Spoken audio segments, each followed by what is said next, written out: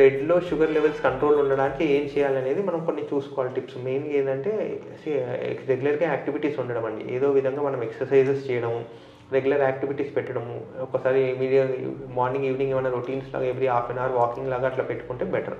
Second thing ఏంటంటే medications అనేది రెగ్యులర్గా తీసుకోవాలండి. ఏదైతే ప్రిస్క్రైబ్ మెడికేషన్స్ మిస్ అవ్వకుండా చూసుకోవాలి. ఒకవేళ డోస్ మాడిఫికేషన్ రెగ్యులర్గా టెస్ట్ చేసుకొని డోస్ మాడిఫై చేయాలి, ఇంక్రీజ్ చేయాలి, తక్కువ చేసుకోవాలి, లేకపోతే మన ఇన్సులిన్ రిక్వైర్మెంట్స్ ఉన్నాయా లేదా అనేది కూడా చూసుకోవాలి. ఇంకోటి డైట్ ఎలా ఫాలో అవుతుంది అనేది కూడా చూసుకోవాలి.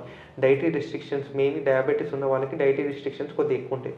జ్యూసెస్ లాంటిది మెయిన్గా బయటది కొద్దిగా అవాయిడ్ చేయాలి.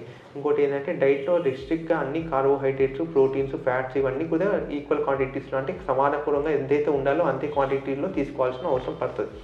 ఎక్కువ కార్బోహైడ్రేట్ తీసుకోవడం వల్ల వీళ్ళకి కొద్దిగా షుగర్ స్పైక్స్ అనేది రావచ్చు. ఒకవేళ అలాంటివి వస్తున్నాయంటే మెయిన్గా ఫస్ట్ ప్రోటీన్ కన్జంప్షన్ చేసుకొని తర్వాత కార్బోహైడ్రేట్ లాంటివి కన్జంప్షన్ చేసుకోవాల్సిన అవసరం పడుతుంది.